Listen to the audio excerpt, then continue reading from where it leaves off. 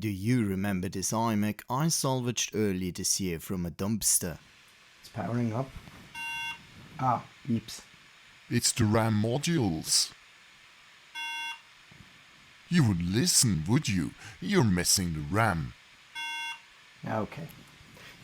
Missing the RAM, obviously, as it seems. I need to check it.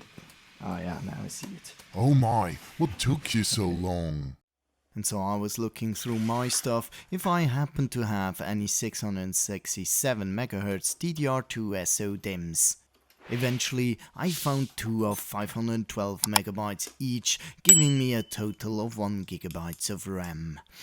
And so after seating the modules, the question is, will this suffice to revive it? The bad news, at least at first, is no. I end up with a white screen and no further signs of life. However, pressing Option Command P and R to reset the PRAM seemed to help right away, allowing me to turn into reinstalling OS X Snow Leopard.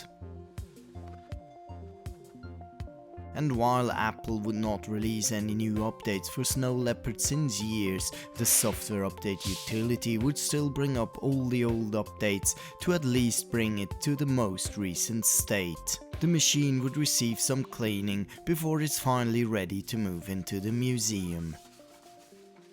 And that's it. I saved this machine from a dumpster, and all it took was some cleaning, some new RAM modules and a fresh install of Mac OS. Now it's ready to move over into my museum. I'm the Vintage Collector, and this was my short Advent time story for today. Thanks for watching, and see you tomorrow. If you check out this channel's community tab, you'll find some polls on potential upcoming videos. You're very welcome to upvote on upcoming topics or drop in new ones you'd like me to chase down.